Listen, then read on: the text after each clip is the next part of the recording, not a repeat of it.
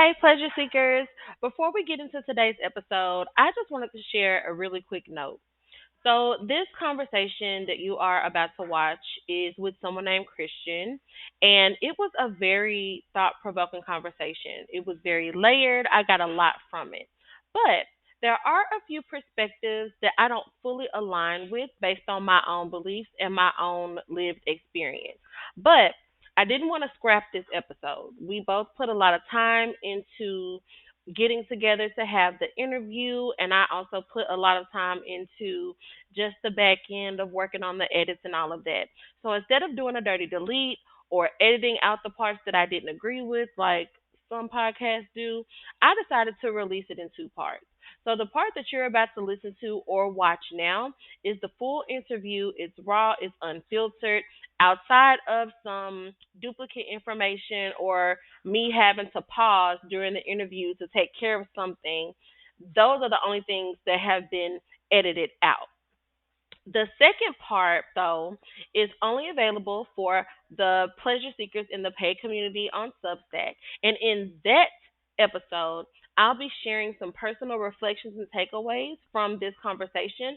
I'll be talking about what landed and what didn't. And I'm also going to be talking about these topics through the lens of alignment, embodiment, and care. There were just a few things that I felt missed the mark as it related to some of these suggestions that Christian gave, which were great suggestions, but I don't feel like some of them take into account marginalized communities or differently abled individuals. So, with that being said, take what resonates, leave the rest, and let's get into it.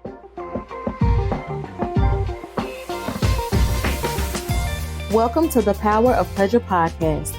I'm your host, L'Oreal, and I'm on a mission to help you embrace pleasure as a lifestyle. This show is a love letter to all the pleasure life has to offer. And each week, I'll be chatting with friends, loved ones, peers, and people I admire about all things pleasure. Through these conversations, I'm giving you the best tools, resources, and tips to help you create a life that is ooey gooey juicy good, one shift at a time. So buckle up and let's get ready for this week's episode.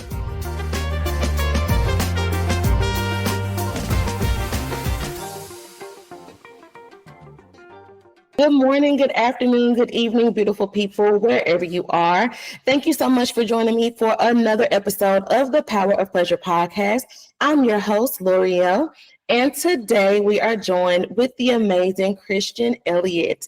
I'm really excited to have him on the show today because we're going to be talking about healing, detoxing, what the differences are, and a couple of tools and strategies that you can use to detoxify your life as well as your body.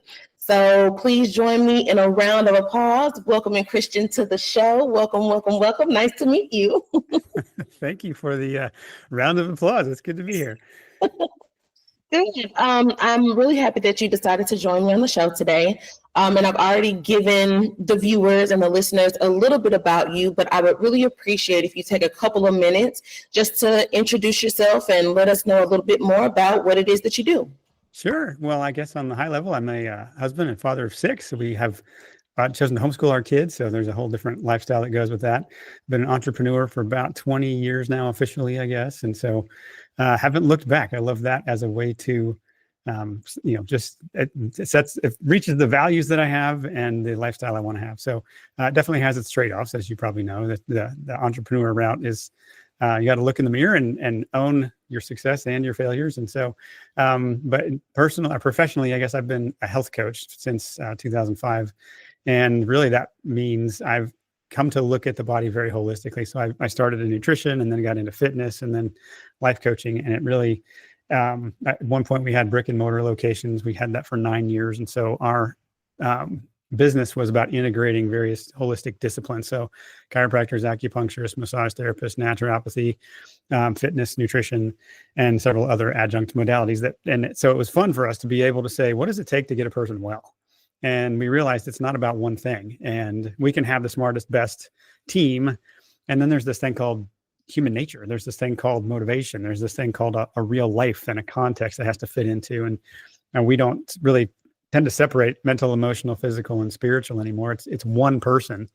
And so in 2017, we moved on from brick and mortar locations, and my wife and I just took the business virtual, which is much more conducive to family life and lets us have evenings and weekends back and not get up so early for clients. So that has been a nice shift. And it's just, we've really specialized of late in just the growing recognition that the source of the biggest bullseye, center of the target when it comes to why we are so sick today has to do with the fact that we're bleeding to death from 1,000 tiny cuts. We are literally poisoned from birth to grave.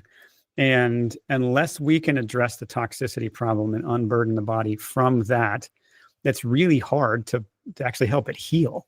And so our focus is, as you mentioned, is kind of twofold. It's how do we clean the body out, but how do we set up the habits and behaviors or the modalities that really help the body heal? And so that's where we find ourselves today, is doing that work in an online forum and teaching people just some of the most amazing, really spectacular ways that just blow people away how easily the body can heal when you get the basics down.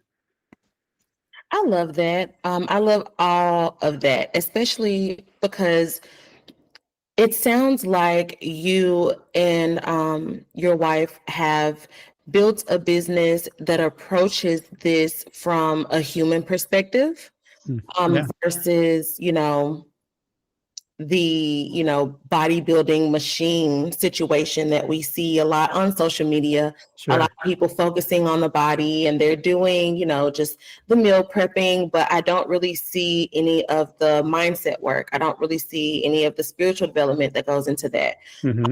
Because getting healthy and detoxing your body, detoxing your life is about so much more than that. So have you always viewed it that way, or is it something that you kind of stumbled into? Yeah, great question. And I affirm your perspective, because it really is different. And most everything in the health world is specialization. And while riches can be found in niches, health can't be. And because we have to approach health holistically in order to have it, we said, how do we make that a lifestyle? So we've kind of, I guess to your point, we've always been thinking that way. And it was really a divine appointment of a chiropractor who changed the paradigm of health I had. I up until that point, this was 2003, I had always just kind of done what most people do. Trust that you get sick, you go to a doctor, and that's the system you plug into. And I didn't realize that the system wasn't looking out for me. I didn't know till years later that the system was set up by monopolists who want to get you into a system, into perpetuity, with checkups and medications you stay on, and they're never addressing health. And then the same thing applied to the food system. It's just a quagmire of partial truths and biochemical whack-a-mole and manipulation. And a lot of what we have today shouldn't even be called food. It's more like a food-like product. And that just the two lenses to see the health world from, and then getting into fitness, to your point, yes, it's all about macros, it's all about calories, it's all about cardio, and it's just bodybuilding and protein shakes. And no, it's not. And so much of what is in both of those worlds is actually the opposite of health. And so having that kind of awakening, 2003, and then working it out really till 2005, helped me say, if that chiropractor changed my life that dramatically, why in the world isn't that normal? And how many other disciplines and ways of seeing the world have I been clueless about, that when I see it, I can't unsee it, and it permanently changes the way I think and see the world. And so that really awakening helped me look at health more broadly and be open to other disciplines that I just wanted to learn about. And some have more merit than others, I'll say. But yes, there's a paradigm of health that's just different. And once you see it, you can't unsee it. And it makes, okay, there's a little bit more going on than just get my macros at a particular level, how many grams of fiber I'm supposed to have, or what time to go to bed. There's so many different rules. But the rules and the ideas often aren't based in sound principles. And once you get the principles down, the tactics get so much easier because you know why you're doing what you're doing. So we've just really enjoyed over the years. The two things we can count on that don't change are human nature and human physiology. Human nature isn't, we're all long for the same things. And human physiology isn't changing. It's not like you have 3 livers and I'm the only person in the world who doesn't need to drink water. Like there's the same laws of physics we're all bound by. And once that clicks, It's like you just need to find your way into the wellness world, and it gets there's a lot to know. But once you sort through it and you find the principles, so much is easier about detox and healing. That was a lot, but I kept up with everything that you were saying. There are a lot of things that are not healthy. There are a lot of things that have been normalized that really shouldn't be, but I don't feel like there are enough people speaking on the things that we accept and normalize, whereas we should likely be rejecting them, looking for a different way. Yeah. And so when it comes to, I guess, the health space that we've been shown, I know a lot of us who are dealing with autoimmune issues or, some sort of illness that we have to consistently go to the doctor for. We're constantly having to take these medications. A lot of people are now, especially with everything going on astrologically, a lot of the energy shifts and people waking up, so to speak, and seeing that something is wrong. Something is fundamentally wrong. The rose-colored glasses are coming off and people are looking around and going, this is not right. I need to do something about this. I don't really know where to start. The information that I'm finding sounds really scary, really restrictive. I don't know what to do. And I'm sure that you've worked with clients who have been in that space, and they're really just trying to get started, but they are scared to death of having to give up the life that they've currently created and everything that they know and everything that makes them comfortable. And so what are some things that you do to help them focus on the goals? Whereas I want to stop taking this medication because it makes me bloated, it makes me groggy, I'm fatigued, I don't feel good, I'm having mood swings, whatever, versus, oh no, I can't have hot Cheetos anymore. Yeah. Well, I guess the biggest thing I do that may be helpful is I'm a teacher first. I suppose that I don't heal the body does that. I don't go after symptoms, I go after root causes. And unless someone is willing to work at the root cause level, it's harder to help them heal. So in your example, we'll take your example of the Cheetos, right? Well, what do you value more? A short-lived, flash of flavor and borrowing from your future health bank account to pay for a savory moment right now? Or do you value longevity? Are you willing to do the work once you understand physiology and human nature, let's say, once you understand the first principles of health, and you can see essentially how you've been lied to. You can see how other people laugh all the way to the bank, making money at the expense of you and your health. And once that kind of clicks, that we're living in a system that you could argue, if we just stayed on the greed level, doesn't really care about you. And it's enjoying making money off of poisoning you. It sounds funny to say it that way, but that's essentially, if we can just be honest with it, that's what's happening. And once you see, we'll just stay in the food lane, the tens of thousands of unnatural chemicals put into food to addict you, to make it taste like something that it's not, to mask the denatured nature of whatever, like vegetable oils is a great one. They have to color them and deodorize them and flavor them in order to get them to even be palatable so that you would swallow it. If you got them at the end of the denaturing process, they'd be so rancid and off-putting you wouldn't eat it. But they then go and they deodorize and color and do all the things to make it taste like food again. And there's a whole set of chemicals we are not designed to live with. And you can't look at the statistics of where we used to be. So let's rewind to the mid-1930s. About 7.5% of the people had a chronic health condition. Today, it's 60% have at least one. So a lot of people have more than one. So you look at that, and then you look at obesity. You can go back and go to older hotels and you'll walk the halls and look at the photos, the 40s and 50s and 60s and 70s. No one's overweight in the photos. And you take the last few decades and try to imagine going to a beach without a bunch of people who are overweight. Something is fundamentally different.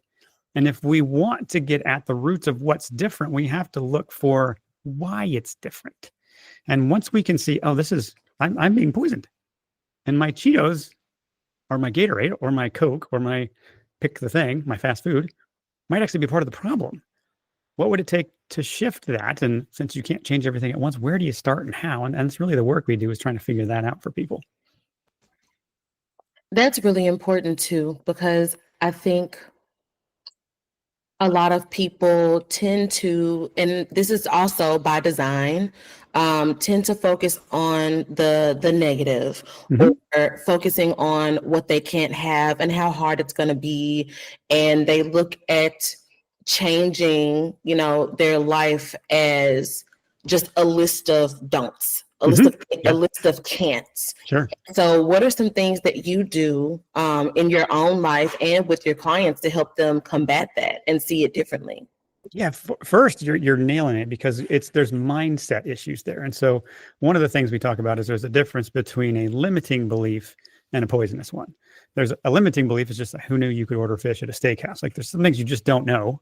And once oh, that's an option. Like I was limited in my assessment of a situation because I was thinking inside a particular box that was unreal. And then there's poisonous beliefs that really they they make excuses for us, or they have, more preciously, they have identity issues involved. There's, who am I to do this, or what, I'm not worth the effort, or who am I to try this? So there's inadequacy and unworthiness that get mixed into when we go to make change. Those sometimes taint or poison our efforts. But really, I'll zoom back out and say some of what we have to realize is we are in a system that intentionally uses fear. It intentionally uses painting the easy path for us, and easy and healthy often don't go together. But we've gotten so acclimated to paths that appear to be easy. I mean, Staples even made the easy button for us. Nobody particularly likes struggle.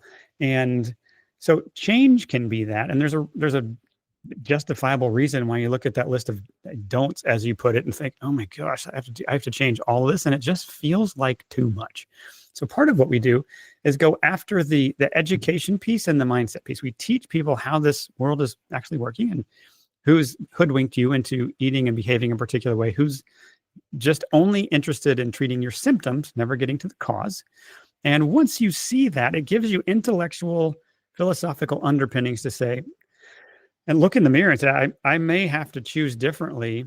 And what would that mean if I had to spend more money on food? What would that mean if I didn't have this convenience and I had to, you probably have to learn to cook, or you'd have to, there are any number of things. It depends on the person. But essentially what we've gotten good at is helping with the mindset and philosophical underpinnings, and then getting very practical. Because as coaches, we're not doctors. We can't treat anything. All we can do is say, here's what burdens the body and here's what empowers it. And how do we pick the habits that are the most needle moving for you? And sometimes you got to get people drinking water. We have to get them pooping. If you're not pooping, you're becoming more and more toxic by the day. So there's so many ways into it. And there's a lot of eat this, not that, or find and replace. There's some simple things. And it's the quicker you can get somebody some wins where they go, man, I am genuinely feeling better. That does a lot for motivation. And the Cheetos lose their luster because, like, why would I eat that? It makes me feel like crap. But you don't know it because you get so accustomed or numbed out to it. So anyway, there's a lot I could say, but those are some of the high level ways we approach that.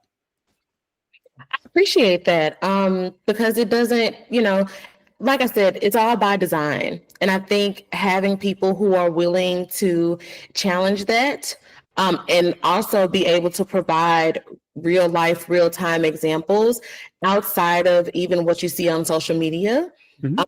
Because, like you said, it's all macros and protein shakes and all this stuff. And no, I don't really see people talking about water just as a basic, basic thing that you should be doing on a regular basis. Drinking water, going outside, learning how to breathe is really important. A lot of people, they only breathe in their chest. They don't know how to take a deep breath. Yeah. Simple things that you can do. And so that brings me to something that's been, I don't want to say it's a buzzword, but it's kind of a buzzword, and that's detoxing. A lot of people look at detoxing, and I've even been taught that detoxing is just not eating something for a certain amount of time.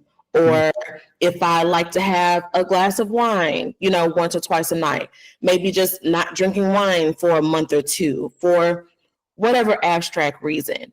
But that doesn't really sound right to me. And since this is something that you help people with, and something that you've spoken about before, I'd really like to get your perspective on what detoxing actually is. Sure. And how people can get started with that process in a healthier, safer way. Sure. Great question. Because there's so much of what you're talking about, social media. It's like digital fast food, and it's just sound bites, and there's no comprehensive way to think about or approach the puzzle of, let's say, detox. And what we've realized is detox is a very different thing than healing. And so another way we've framed it is, instead of thinking of detox, think of it as purifying. So purifying the body of the things that poison it. So what you mentioned was more or less cutting off sources of toxicity that are barraging us on the day-to-day, the alcohol or the Cheetos or whatever other habits. Tap water. If you're drinking municipal water, you're probably poisoning yourself. So it's cutting off some of the inputs that are bringing in body burden, but we have to deal with what's already in there. And that's the purification element of getting things out of our body. So the way we've come to approach it, and we just stepped back and said, okay, what do we need to detox from? And the short answer to that question was anything that poisons the body. And so then we started creating a list of what things poison the body. And so and on the short list, you've got microbes that can be unbalanced. And the most egregious of the microbial world are parasites. Most people have no clue that that's part of the mix. And that is something the medical world or Western culture in specifically dismisses and tries to divert your attention away from. Almost every other country, they go through parasite cleanse pretty much every year, and they're baffled that we Americans think we don't need to cleanse ourselves of worms. There's some of that information is intentionally hidden from you. I can point you to books and even a CIA document that says, don't look at this. That we know that parasites and cancers look like each other. Just never mind that and move on. And so some of it's starting with getting the microbial colony rebalanced and getting the parasites or worms out of us. Because if you're infested with something that is a self-replicating toxin that lays eggs and continues to procreate and poop inside you and eat your first fruits of your food, we have a problem. We've got to get the microbes rebalanced and get out that source of toxicity. So there's the microbe level, and then there's the chemicals. Since like the early 1900s, we've made about 80,000 new chemicals that are new to nature. Human body's never designed to interact with them. And some of the most egregious ones are the plastics and endocrine disruptors or cancer-causing agents that are just products of industry, products of hair products and skin products and household cleansers and plugins in our home or our car that make our house smell differently. There's so much of that we're surrounded by. And one of the easy ways to know if you're toxic is, are you overweight? If so, definitively you are toxic.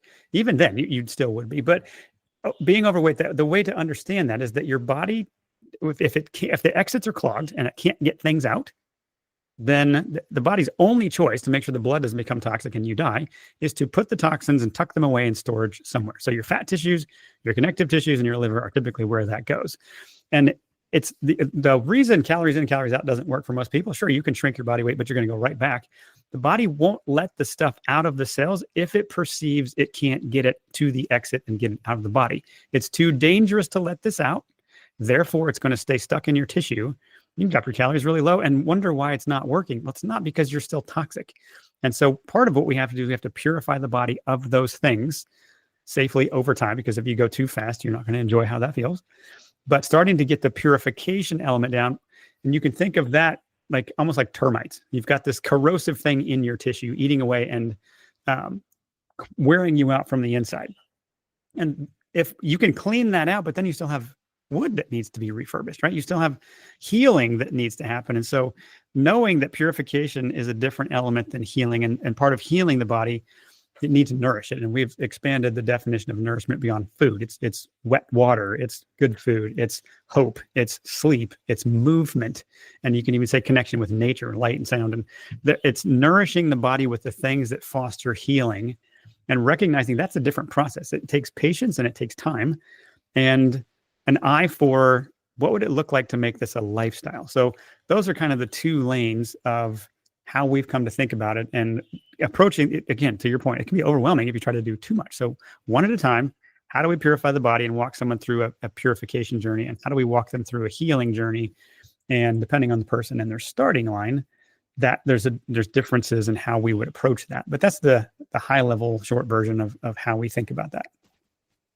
That's great. And I think that there are definitely, well, at least I picked up on some really good things, some really simple tips, or even some things to start looking into, things that were, at least when I was coming up, they were like conspiracy theories, like the parasites. Mhm. I heard about that growing up, and it's like, oh, you've got worms in your body, but it was like in the sense of like an alien invasion, like it's not really real, it's just a story that people make up to scare you. And now that I'm older, it's like, oh, that's a real thing. And Yes. I tell my kids about it and they're like, oh no, and so it's something to definitely look into further. Mhm. And I think too, another part of that, going back just a little bit to the previous question where we kind of touched on mindset.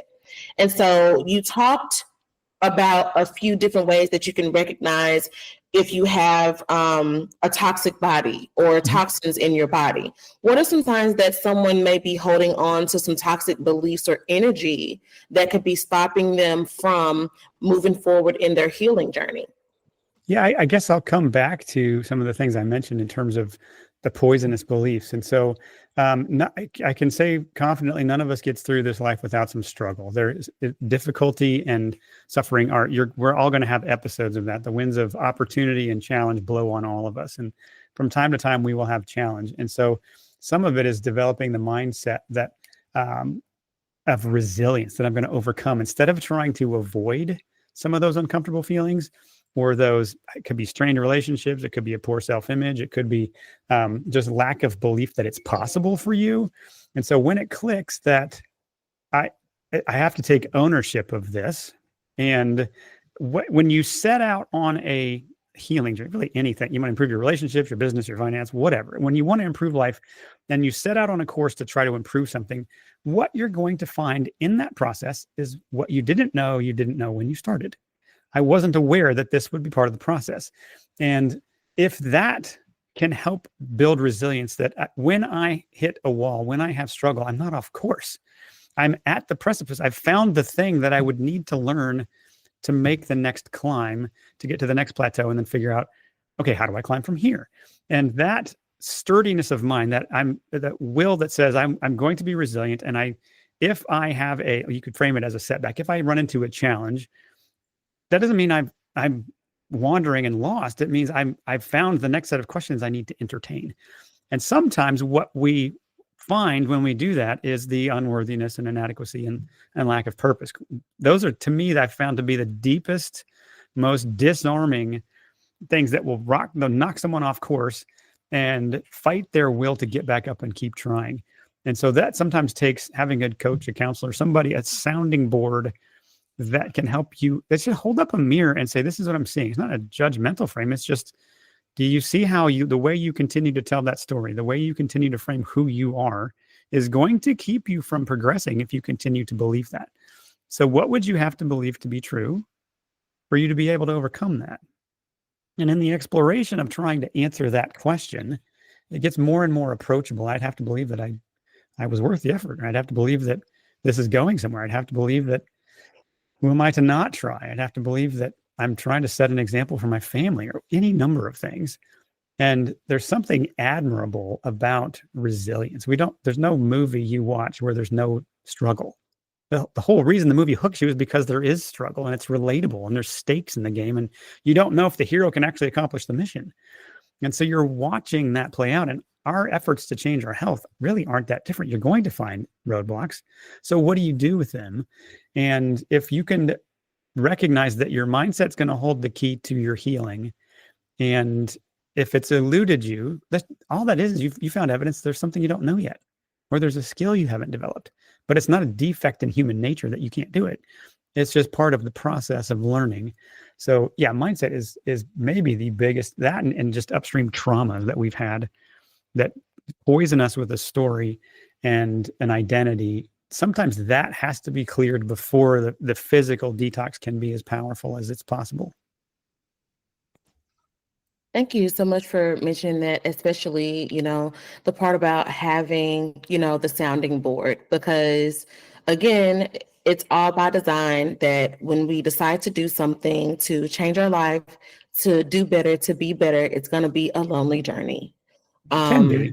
Yeah, it absolutely can be, but we know that it doesn't have to be, because their support can be found, and there are resources available, so that people don't feel alone, and so they're not isolated, when they start throughout this process. But let's just say, for the purposes of the listeners out there, or whoever may be watching this interview, I woke up this morning and I felt like crap, and I just wanted to feel better. And I felt like I needed to detox, declutter, but I didn't know where to start. What are maybe one or two things that I could do today as the first steps for me to start to detox my body and detox my life? I mean, some of the biggest things would be just water. If you're not drinking good water, then we have a problem. Everything that is ever going to exit your body that you don't want in there exits via the medium of water. In the case of thoughts, it's replacing them with truthful and hopeful and life-giving stories. But when it comes to a simple habit, if you're drinking tap water, you're probably poisoning yourself. And that's just, it's an ugly, especially the bigger city you live in, the more that's true. And so a really good water filter would be a start. The more water can crowd out sugary drinks, the more water can crowd out stimulants, the more water can crowd out anything that is not, you would lose the argument if you tried to argue this is good for me. Water can help with that. And so part of what happens, even with a simple example like that, is like, but I've just lost a source of pleasure in a world that's already, in a life that's already hard, right? Don't take away my special drink. Come on. What about my wine? Like, okay, well, how badly do you want it? And so you start with water, and there's many other things I could mention. But that would be inventorying, picking one food ingredient to make sure that one never comes back into your mouth. Vegetable oils. If you just did that one thing, you start reading labels, and if it says corn oil, cottonseed oil, canola, grapeseed, rapeseed, soy oil, you could significantly boost your health if all you did was try to keep vegetable oils out of your life. That would be a great way to cut off inbound toxicity. And the other thing I'd say is inputs from the media. And when you recognize that media, there's such a dramatic effort to fight for your attention, and the more they can agitate you and irritate you and divide us, the more they can keep our attention. And so that whole system is meant to the more they put us in a fear state, the more we can't stop paying attention. So sometimes the biggest source of burden is the inputs of media. That's social media, mainstream media, a lot of the alternative media. There's some black pill people out there who claim to be telling it to you straight, and it's just toxic. And getting away from too much just fear and negativity, you just notice how your mood's better and the world feels kinder, and you notice birds and sunshine and flowers and things. Like, you can appreciate life again because you cut off toxicity. That's awesome. That was funny. You were talking about the water, and not being able to have like the special drink. I'm thinking, how dare you take my sugar from me? But Yeah, I nailed that one, did I? yeah, you did. Okay. You really did. And so let's see, I guess because I'm really interested in the water, because I've been wanting to up my water intake. Okay. Is spring water tap water? It can be. It depends. Like any water we drink it's the same water Jesus drank and Socrates drank, and it's recycled. It goes to the ocean, and it humidifies in the clouds and comes back down. So it's the same water. The problem with it is that it's been recycled over and over, and we have created more and more chemicals that now are somewhere. And so if you're getting it straight from a spring, I hate to break it to you, there's hardly anywhere in the world that isn't full of stuff that you don't want. So one of the first steps is filtering your water, and you can dramatically reduce the influx of toxicity just with a good water filter. And surprise, it tastes a lot better. So that's, if nothing else, starting there would be a great first step. And then we can always nuance and make water wetter, I like to call it, and more nutritious for you. But Yeah, first thing is just cut out the garbage in the water, and you might find your body's like, thank you. Oh, hydrated. I can finally poop again. I can finally sweat. My skin doesn't feel so parched. And on and on. There's no biological process you run that doesn't depend on water. And if the water between all your cells and inside your cells is like a dirty pool, you're swimming in your own toxicity. You can think of two fish tanks. One, you can, with dirty water and clean water, you can clean the tank, or you can medicate the fish. Like, let's get the water cleaned out. And my goodness, it's amazing how much better I feel. And now I can find some, to your point, this point of this podcast, I can find some other source of pleasure somewhere, and not let water and shoving that out for a tasty moment be the thing that I seek for pleasure. There's so many other great ways to find joy and pleasure in this world besides sugary drinks. Sorry. No, that's fine. You're fine. And you handled my segue for me, so thank you. You're an amazing guest. Well, I tried. Next question. And so on that note, what are some other ways that our listeners and viewers of the show can begin to incorporate joy and pleasure into their routine, into their new journey for, purification, Sure. like you said? Yeah. Okay. Well, on the high level, I guess I like to define some terms. So I think of joy and happiness a little bit differently. Joy is this abiding sense of gratitude. It's an abiding sense of pleasure. It's an abiding sense of everything's gonna be okay. Like it's a set of lenses we wear that look for what's good and right in the world, and it just finds reasons to savor a moment. And happiness is more of a fleeting thing. It's a lottery ticket. It's a sports game. It's a new find in a shopping mall or whatever. It's just this. It's situational dependent. Whereas joy doesn't have to be. But for joy to be a constant companion, there's a mindset shift. There's a cultivation of principles and a way of looking at the world that is determined to see what's excellent and praiseworthy and holy, and to find reasons to appreciate this fleeting short life that we have, and take our eyes off of all the things that are foisted on us in the media that attempt to divide us, because those things are thieves of your joy. And if you're constantly marinating in that mediocrity, if you're constantly marinating in divisive things, guess what? You're not going to have a lot of joy. And joy is so pleasurable. It's so centering. It's so good for your health. And once you can find how to cut off the toxic inputs, media-wise, and you can open yourself up to things that bring joy. So that's going to be rich community.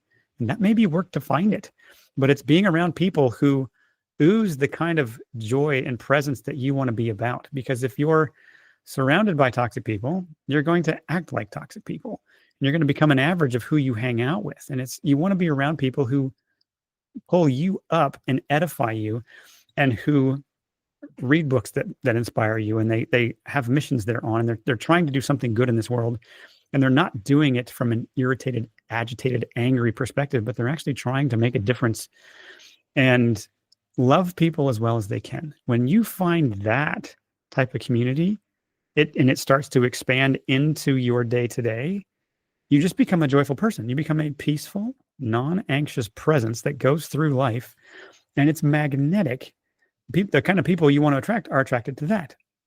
And you start to set the bar. And so to me, to find pleasure, it starts with who you are on the inside, and recognizing that there's a difference between joy and happiness. And you can chase happiness and money and fame and followers and all sorts of other stuff, and feel really, really empty and joyless at the end of it, because you're relying on external metrics to tell you when you're good enough and when you're supposed to be happy, and you're just chasing the next hit, which is a very hard way to live, because you're never going to find the fulfillment that you want. But joy comes from the inside. Thank you for that. I know, and I just want to say, I know that there were some things said that people have looked at as like cliche or corny, but it's, at the end of the day, it's true.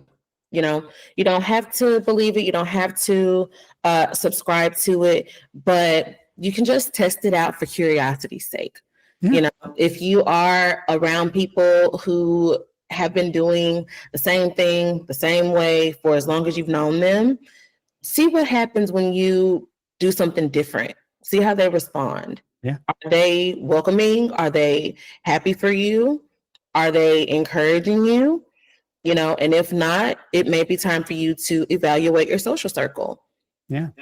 Yeah. If you're around jaded, cynical, pessimistic people all the time, you're going to end up like that. Yeah, absolutely. And so I know we've covered a lot in the time that we have been chit-chatting.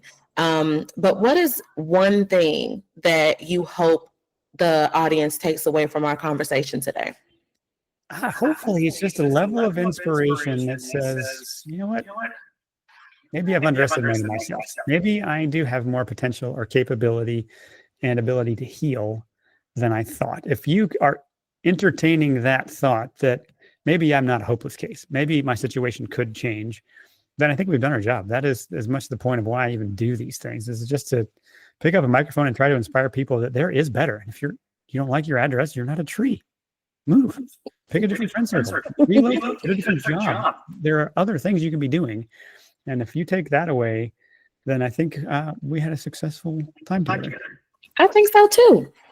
Okay, and so we are now getting into what I consider to be like the pleasure principle portion of the show. Okay. I have 2 questions that I ask every single guest, and even though I tell them the questions up front, they still have to think about how they're going to respond when we get to this part of the show.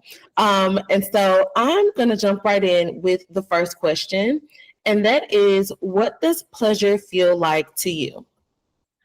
I suppose it's as much contentment as it is anything else. It's just looking at, what I put my hand to and realizing work will always be there. There will always be another battle to fight. But did I do the best I could with the day I had? And did I stop and remind myself of the plot of this life? That is, at the end of the day, it's about other people. It's not just about me. It's about, there's no scenario of movie where I could play about a bright future and a success moment that doesn't have other people or my family in the picture. So it's always going to have that. And there's a contentment that says, hey, I'm balancing the aspects of life as well as I can. I'm not perfect and I don't know everything. And I haven't finished my to-do list because there's always more. But did I put in a good college try today? Did I overcome resistance and when I didn't feel like doing it? And if I can do that, I sleep peacefully almost every night because I can say that I did do the best I could with the day I had. And that there's a pleasurable contentment that exists in a headspace like that when you take off this onerous pressure to be all and do all and especially if you're on social media, create this illusion of a perfect life. I'm like, I don't have to do that. It's so much more fun to just say, well, that was about as much as I could pack into a day, and I'll get to the rest of that tomorrow. And I do zoom out with frequencies. Am I even doing the right things? And there's a contentment of, oh yeah, I signed up for hard. Okay, well, here it is. And let me go about doing that. And joy is I can say it with all humility is a frequent companion of mine, not because I'm somebody special, but I've just learned the principles and the realism that goes with achievement. And it's a peaceful way to live. Beautiful. And so the next question, before I let you go about the rest of your day, what is your non-negotiable pleasure principle? I guess I would say it comes back to a recognition that I think of rest and play as needs that humans have. They're not this nice to have. They're not some sort of, if you can afford it. Play and rest you're not weak for longing for them. They are a normal, healthy need. And what they need is a healthy outlet. And so I guess my pleasure principle would be to find the non-self-sabotaging regular rhythms of play that help me decompress from a day. And a mentor one time said, when you're playing, you're not wasting time, you're gathering strength. And that meant a lot to me because the play that I do, the genuine need to decompress. And if you fight that need, by the way, what you're going to end up doing is staying up way too late watching Netflix or scrolling on social media or drinking or any number of other things because you're fighting a need that you have. So you're not weak for needing to play. My questions became, well, how do I squeeze it into the most appropriate amount of time. What is the minimum effective dose of play? And there's a different answer for daily as there is weekly and quarterly or even annually. And having some sort of rhythm that gives me healthy downtime behaviors that check the box of play. And by play, I mean you get lost in an activity, you lose track of time, and you do it for the sheer joy it brings you, not because it's contributing anything to the so-called greater good. It's just fun. If you have a healthy dose of that, hopefully with some people that you enjoy, you will endlessly be able to shift between work and play, oscillate, surge and recover. And that principle really serves me well in life. So that would be what I would suggest for the listener. Yay. Thank you so much for mentioning play. It's really important. It's so important. And like you said, you've got 6 kids. I have 3 of my own. Play is crucial. Yes. It's something that's so important, and it's so beautiful, and it's so freeing. And you learn so much through play and interacting with children. They have a lot to teach for them to be so new to the planet. Yes, they do. And you can learn from anybody. Absolutely. And so what are some ways that the audience can keep up with you if they want to get to know more about, what you teach and what it is that you do? If they're looking to work with you, how can they go about doing that? Sure. Well, thank you for asking. So I have a blog and a podcast called Deconstructing Conventional. So if you want to hear me talk more about health-related topics, you can check out the podcast Deconstructing Conventional.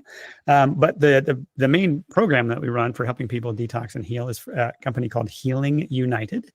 And that website is healingunited.today instead of .com. We wanted some urgency. Let's get on with it. Let's heal today. So healingunited.today, you can find our social links at the bottom, and you can check out our different programs. And if you're interested, we have a free 45-minute consultation just to talk about you and your health and if we can help you. Wonderful, wonderful. Well, thank you so much again for joining me today. I got some wonderful things from this conversation, and I'm sure that the audience did too. I look forward to hopefully talking to you again in the future. I've definitely subscribed to your podcast. It's an awesome show. Oh, well, thank you. So I appreciate your time today. Well, I appreciate you. Thanks for inviting me on. No problem. Thank you for joining me on this week's episode of the Power of Pleasure podcast. Make sure to check the website, powerofpleasurepodcast.substack.com. On the site, not only will you find some blog posts and other helpful tools to help you continue the mission, you'll also be able to access the show notes as well as any social links and resources from this week's guest. While you're at it, if you found this information valuable, which I'm sure you did in some way, go ahead and take a few moments to leave a rating or review wherever you're listening to this episode and share out on social. I hope to see you next week for another episode of the show. And in the meantime, in between time, go out and do one thing today to help you embrace pleasure as a lifestyle.